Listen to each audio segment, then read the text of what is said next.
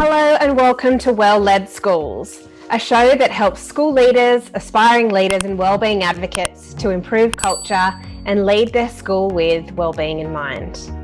I'm Adrienne Hornby, a health and wellbeing consultant for schools and a former school leader. I work alongside school leaders and their staff to build and embed a tailored staff wellbeing action plan. Their plan will nurture a positive school environment and address teacher burnout so they can improve school outcomes and performance. I'll be bringing you useful bite-sized episodes that share practical ideas to improve staff wellbeing by putting people first, then pedagogy. Ensuring our staff are equipped to change the culture in their school requires 5 key ingredients that many leaders can overlook. Ensuring each of these components is the most effective way to ensure that our school culture improves. In today's episode 3, we'll be covering the secret recipe for motivating your staff to implement change in the workplace.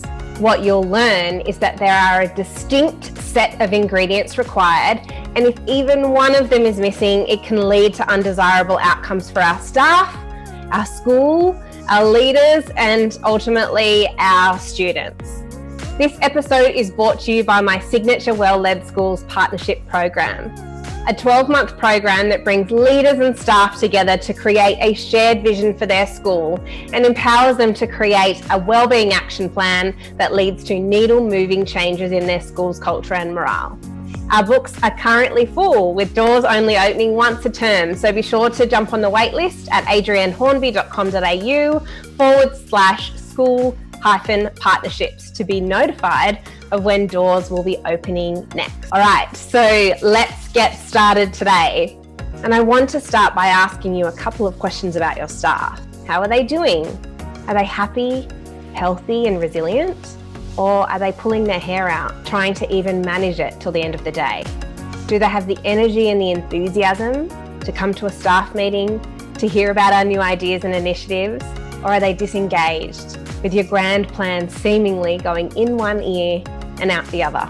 I ask you these important questions because if you're looking at implementing any new change in your school, whether it be a new initiative, strategic direction, or any kind of plans, considering the health and well-being of your staff first is the foundation to any good change strategy. And I covered that in last week's episode 2, Wellbeing Work. So be sure to go and check that one out because staff health and wellbeing really should sit at the foundation and the core of everything we do. You see, when staff levels are well managed, they're more receptive and willing to take on new ideas and are better able to form strong collaborative relationships with their peers, the backbone to any long-term success. Effective leadership requires the leadership team to have the qualities, skills, and traits required to unite and guide their staff in the change process. Access to adequate training, professional development, and feedback is a great way to ensure the leadership team is aligned in their leadership approach. Without that, this recipe for change, which I'm about to share with you, won't be as successful. Alongside an effective and aligned leadership approach and focus on ongoing staff health and wellbeing, any good change strategy requires a host of ingredients to maximise the chances of success.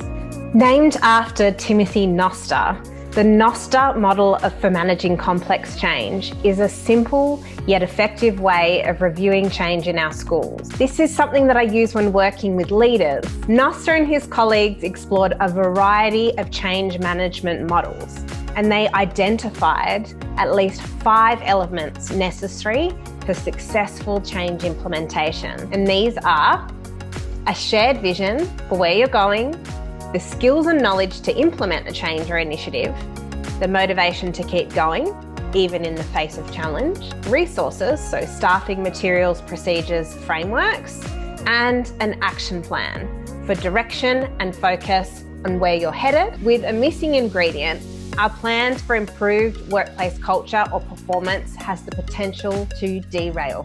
Over the next few minutes, we'll dive into what happens when one of those key ingredients or components is missing when we're aiming to improve school culture. The first foundational important ingredient in your recipe for change is vision.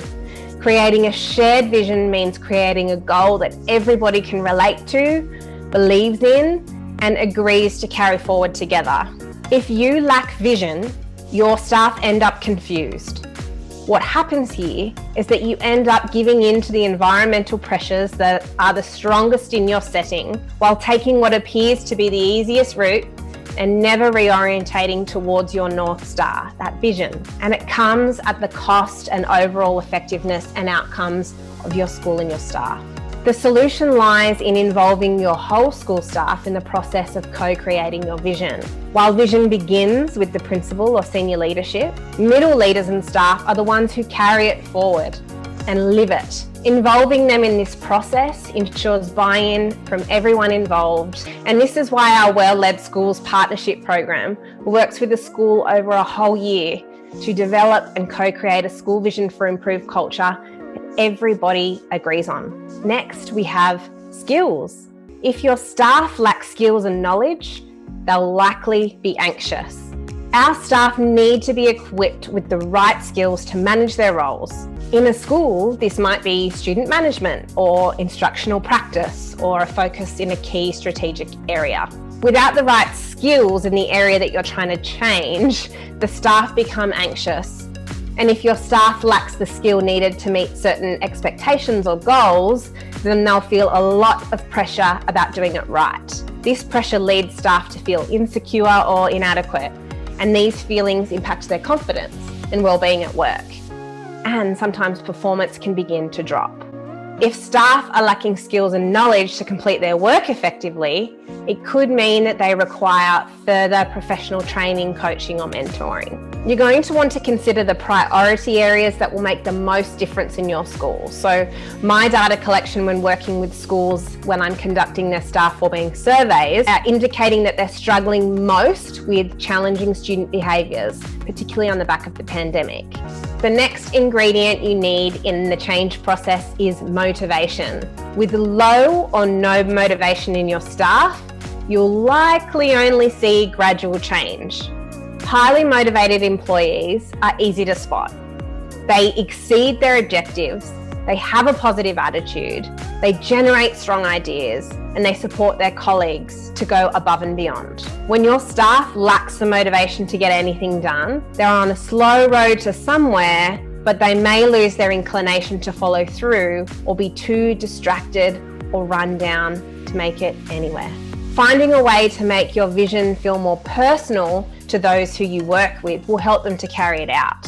A good leader is able to empower their people to be something more than they are. This can begin with your vision, but it includes regular goal setting individually and in teams, incentives, recognition, and regular feedback. Staff like to feel valued and seen, so including more opportunities to engage with them helps to build trust and loyalty. The next ingredient we need in a successful change process is resources. And if they're limited, your staff will likely be frustrated. In order to effect that change, we need staff on the ground and the tools to perform our job in order to deliver and enact the vision. Staff need to be guided by procedures and processes that they've had a hand in creating and designing. No staff, materials, or guiding documentation, procedures, or processes to get the job done leaves staff feeling frustrated. When there's a high staff turnover or high staff absenteeism, this can leave the remaining staff feeling defeated. The solution? A focus on getting your resources in order is key. Aside from attracting and retaining the right staff, we also need to ensure staff possess the skills, experience, and training required for the job. We need to leverage experienced and skilled staff to mentor the less experienced staff. We also need to define our processes and practices. In schools, this might be student management, flowcharts, relief in class, split plans, etc. Ensuring that staff are equipped with the materials and training to use them for high quality instructional or workplace practice is of high importance here. And finally, in this process of change, you need an action plan. When no one knows where they're going or what to do next, it leads to those false starts. and you'll lose the buy-in and the momentum of your staff. Developing an action plan begins with identifying those key priorities for the school, setting goals, and then developing a plan that directly addresses the priorities you've identified. It's important to ensure that staff have had some input into the areas that may directly impact them. I always highly encourage schools to make their plans visual for their staff and, of course, regularly refer to them. Once you've begun to carry out your strategic action, be sure to go back and review your plan regularly to accommodate for shifting priorities or adjust processes that don't seem to be working in the way that we intended them to. So that's it. That's the recipe for change. And if you'd like to read more, I wrote a blog on this that I'll link in the description for you. As you've learned here, there are several ingredients needed to drive successful change in the workplace. When the goal is to implement a new change in the area of well-being or school culture,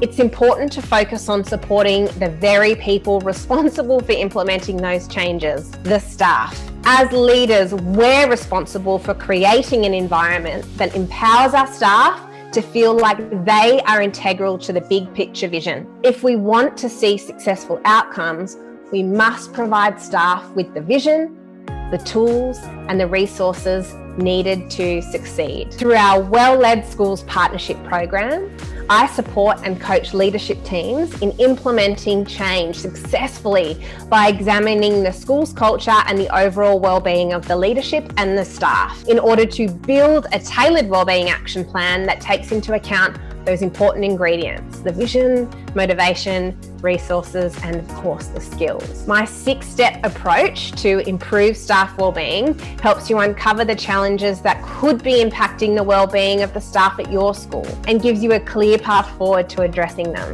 It's important to recognise that school leaders must be equipped with the knowledge, skills, attributes, and capacity to lead such an impactful change in their school. And this is not something that's commonly taught. What the research advocates for and what I push is to put people first, then pedagogy. Thank you so much for joining me today for episode 3.